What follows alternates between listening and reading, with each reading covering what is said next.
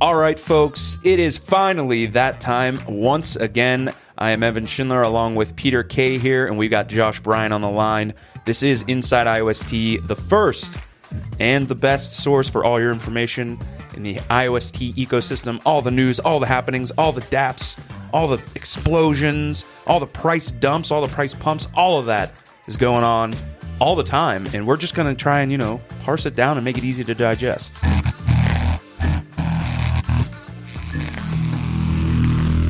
The cast and guests of Inside iOS do not intend to convey investment or financial advice. Please do your own research before choosing to buy or sell any digital assets or cryptocurrencies. Pete, how you doing today? I'm doing great. We just got back from an event, a crypto event, though not really an iOS event, in Washington, D.C. Speaking of Washington, D.C., our colleague Josh Bryant is calling from there. Hey, Josh. On the road. Hey, guys. Traveling here. Enjoying my time in D.C. here for the week. But good to be back on the show. Looks like quite a nice view you have from that hotel of those curtains, and the wall is painted the exact same color as the curtains. Gotta love the consistency. Like this nice bland background all behind me here. Easy to sleep when you're in a place like that, I'd imagine. That's right. So, so Pete and I, we were really busy last week, as I'm sure everyone is, both inside and outside iOS. I guess pun not intended there.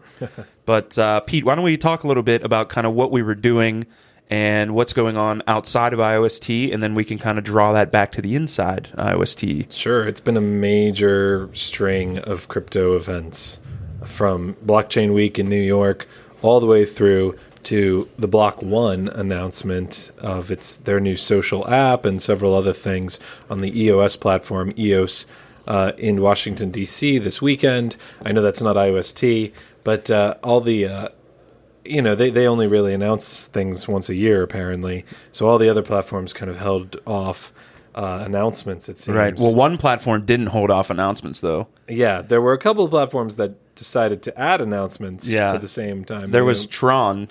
Did you see what Justin Sun's announcement ended up being? A $4.5 million bid, and he won a lunch with Warren Buffett. For $4.5 million. Warren Buffett does this private lunch thing where you can speak with him, I guess, pitch to him, get feedback. And Justin Sun won it this year.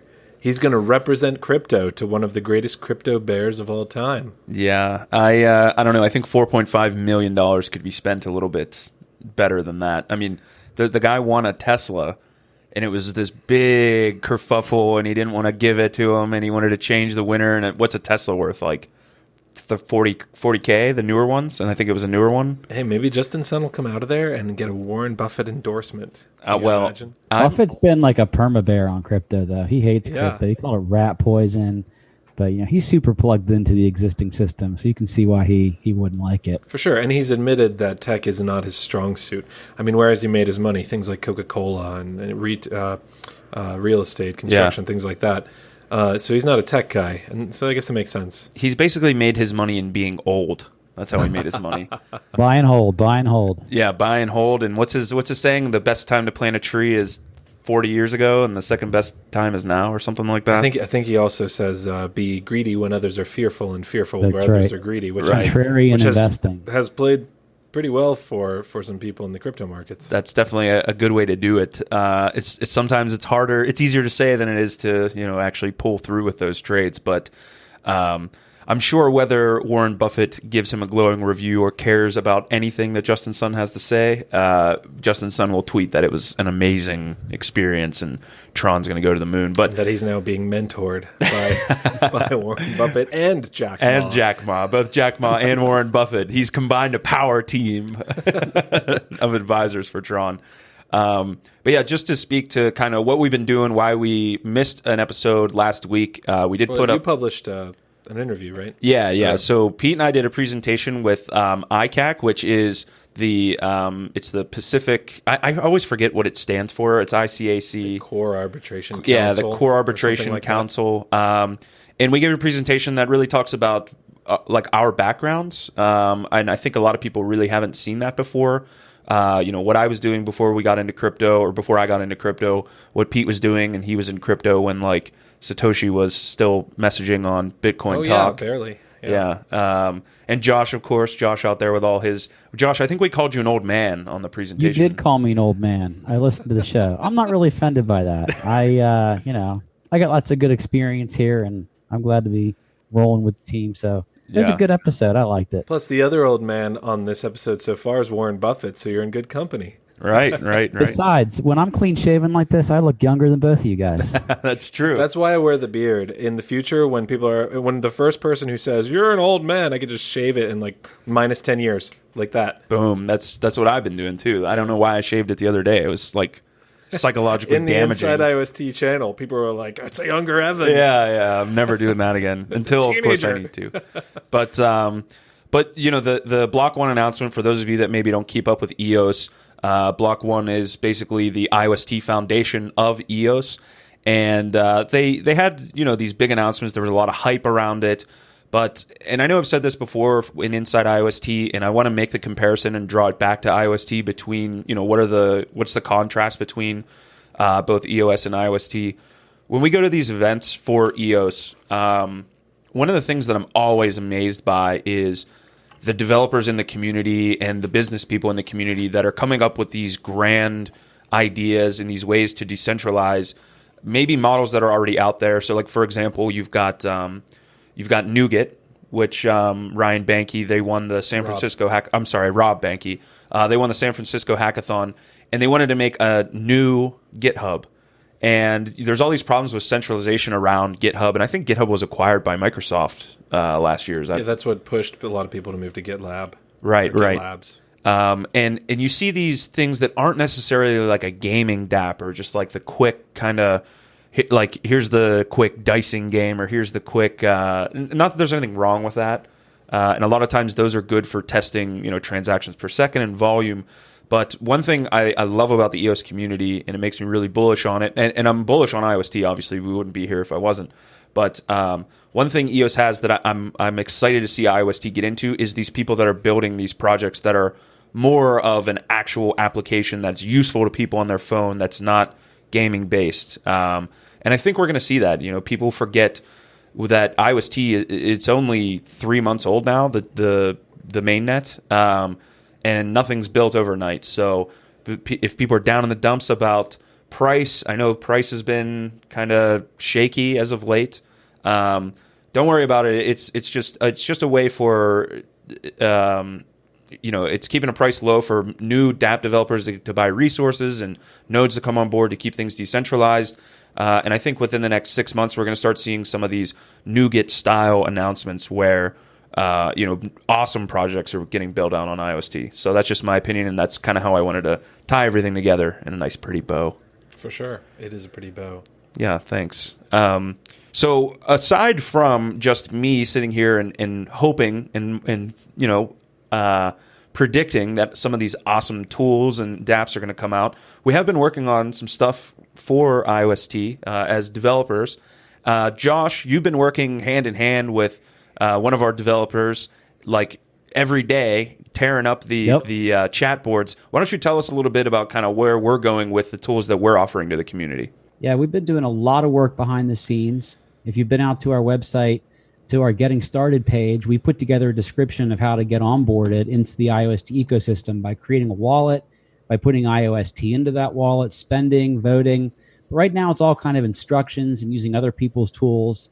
And our vision is for somebody who wants to get into IOST to be able to come to the Inside IOST website, get their wallet built, get IOST into that wallet, be able to spend it, be able to vote. So we're working on tools to make all that happen. We'd like to have a site where somebody who's brand new to IOST or maybe brand new to cryptocurrency. I'm talking with friends, people in my neighborhood, family. Some of them know a little bit about crypto, certainly not much about IOST.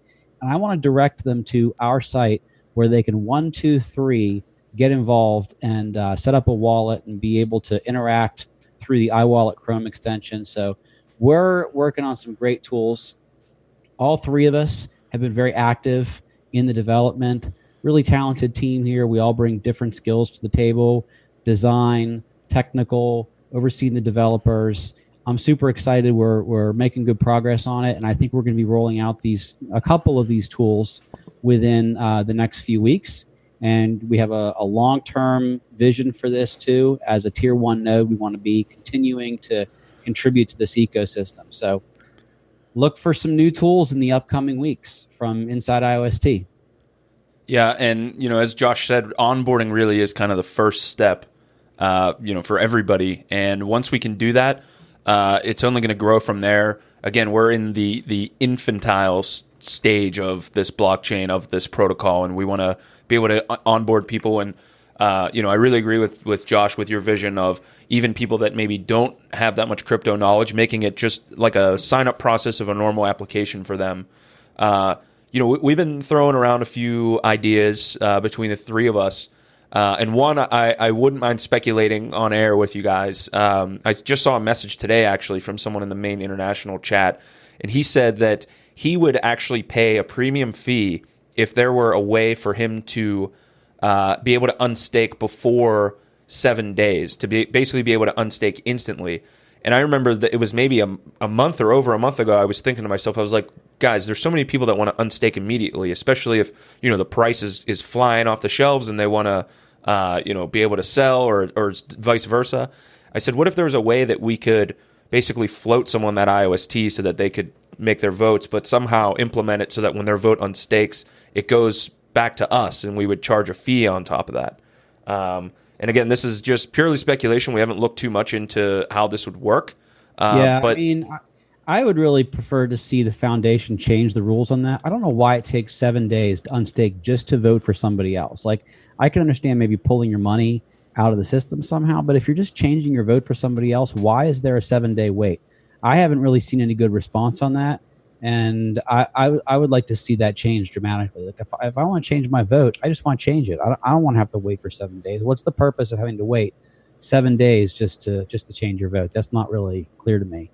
I guess there might be an opportunity there. Like, I remember when I was using EOS for the first time, we had to do like CPU emergency when I was playing this one game to, go out and get more EOS to play the game.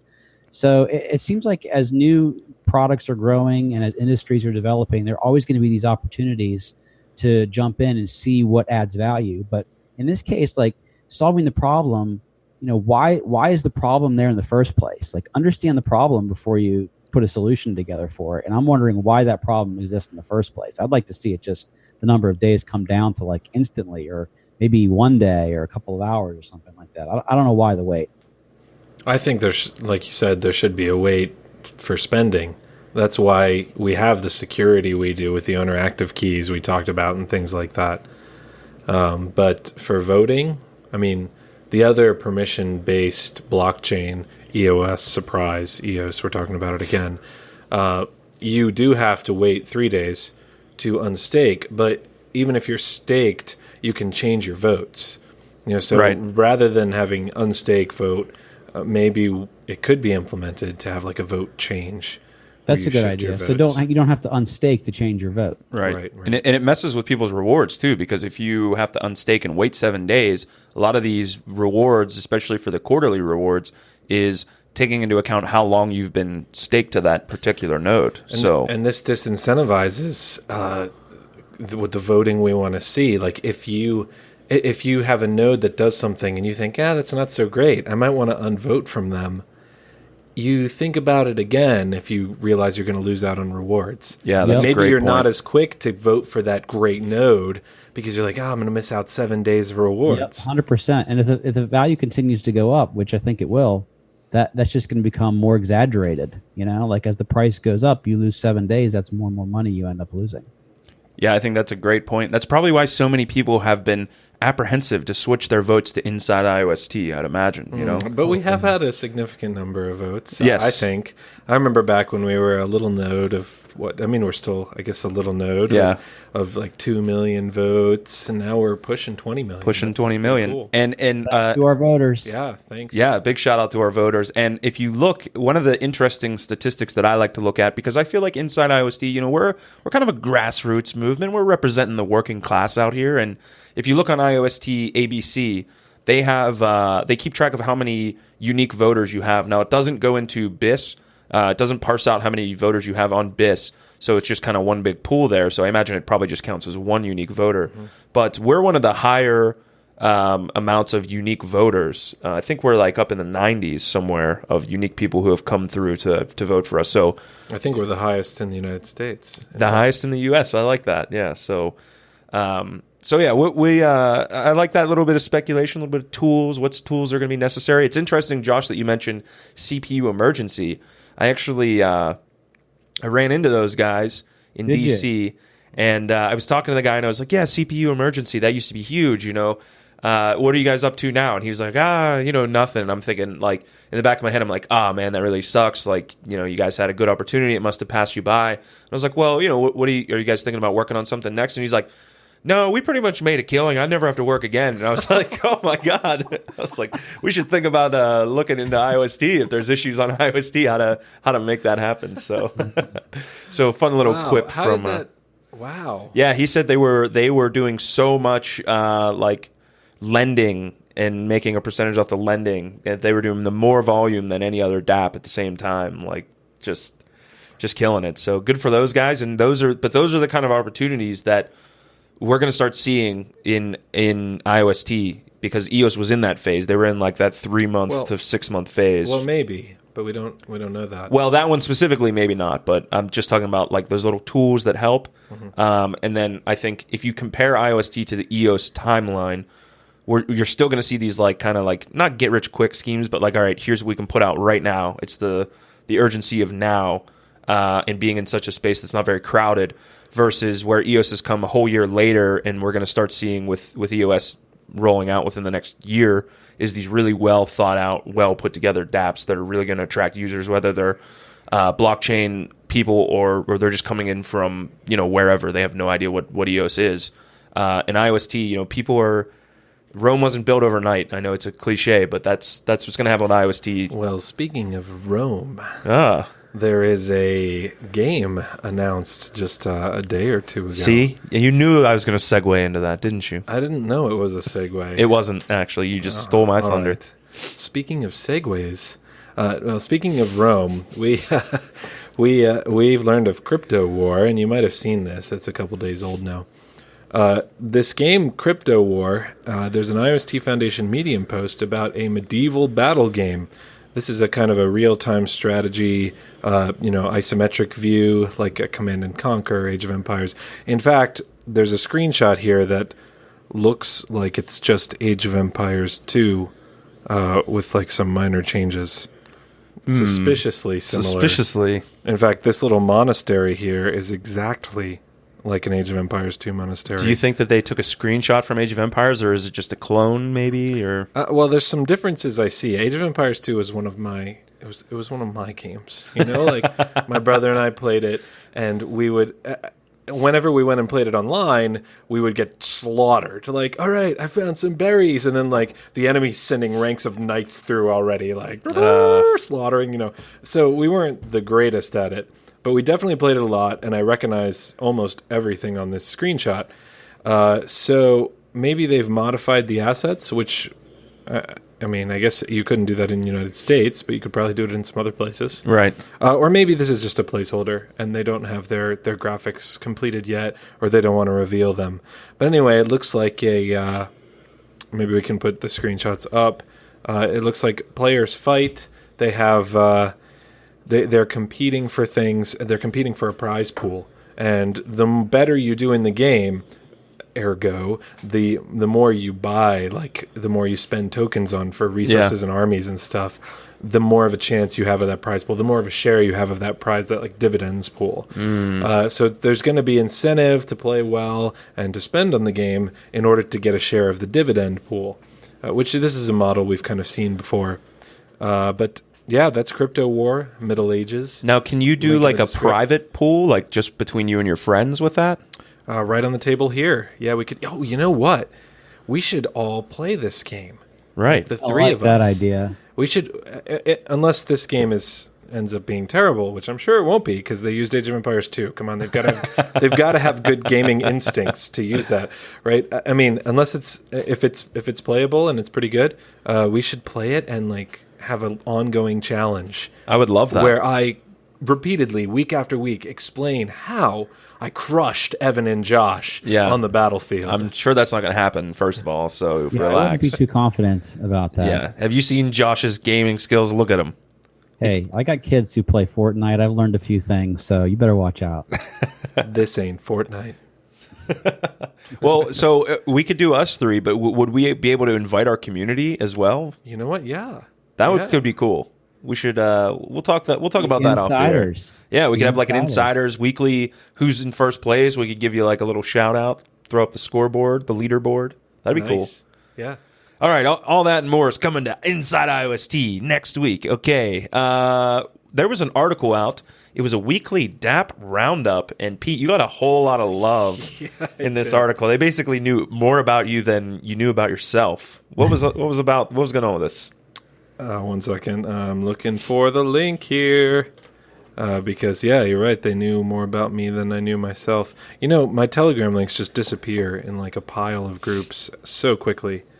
All right, so there's a bi-weekly DApp roundup. It talks about 16 DApps. This is May 24th, so again, it's like the week before last, but they're going to come out with a new one in about a week. 16 DApps on iOS. They talk about 5 new ones, Libby Pool, Liar Game, XPet. XPet. Yes, looks like CryptoKitties, but with dungeons and like more varied pets. iOS Legend and Expedition 2. I don't know that there was an Expedition 1 on iOS. Maybe it's like Mech Warrior, right? There was never a Mech Warrior 1.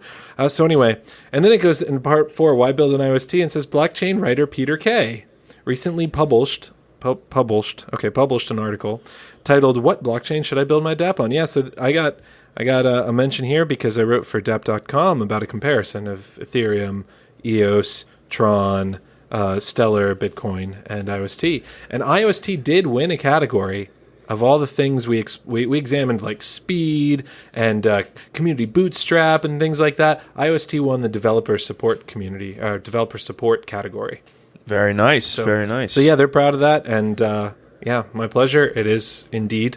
I have found the best for developer support.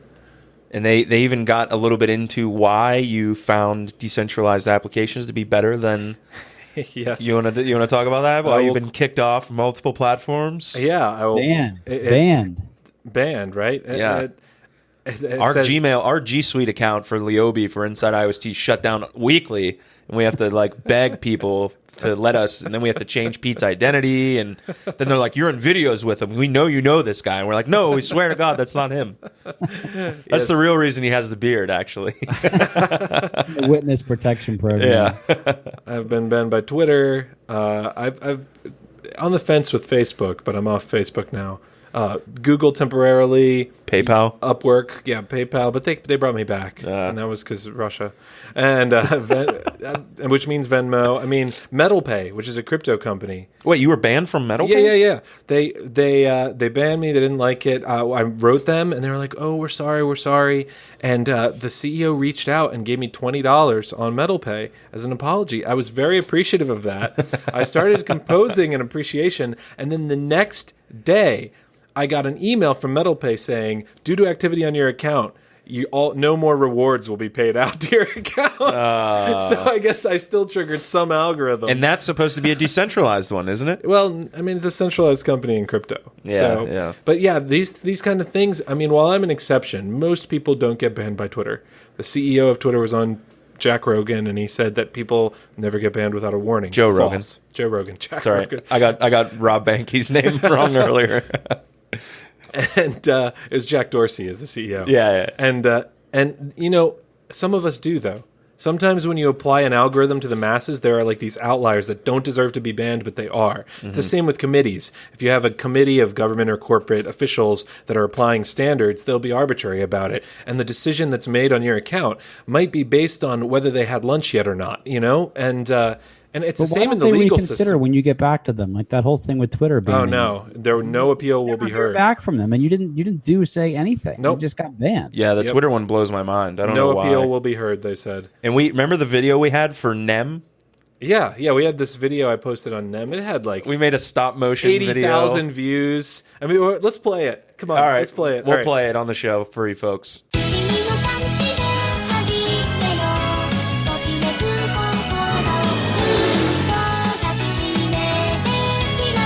right. Anyway, so there were like 80,000 views on that video because Nem tweeted it and everything, and now it's just gone. Yeah. I mean, now it has like 7 views when you because repost I it on your reposted new it. Twitter. So people fall in the cracks, in these systems, and just because a system, a corporation, whatever works for you. Somebody commented on the Block One release and said, "For these things, Medium and Twitter are fine." Well, they are for most people. But the outliers, I mean, until it happens to you and you realize, oh no, there's nothing I can do about this. Right. These companies are just too big. And they're starting to add more and more parameters as we get more and more afraid of talking to each other. So those outliers will only continue to grow, I'd imagine. That's why I am so excited about decentralization.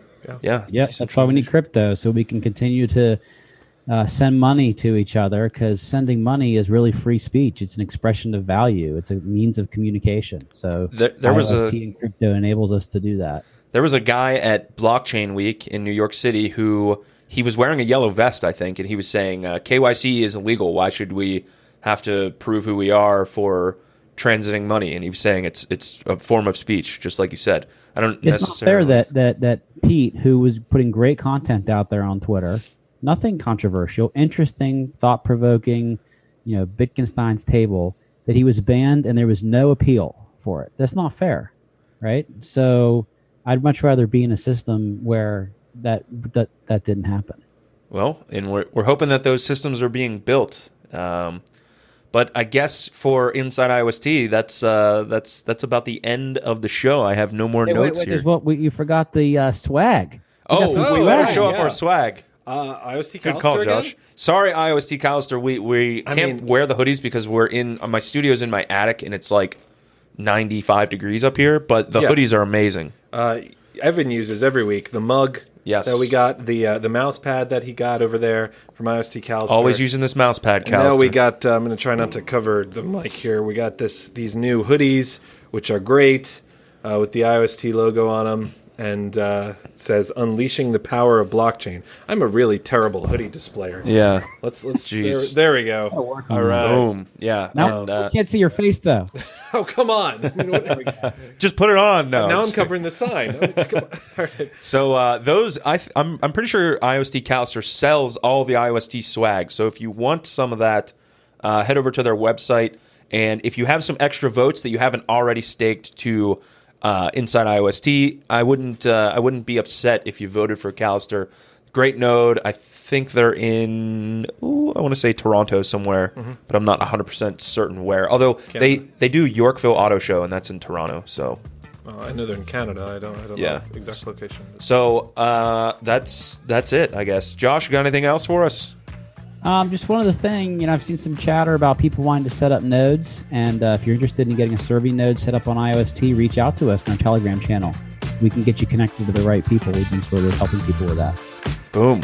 Pete, anything? This is Peter K. signing out. Thanks for watching Inside IOST. And we will see you next week.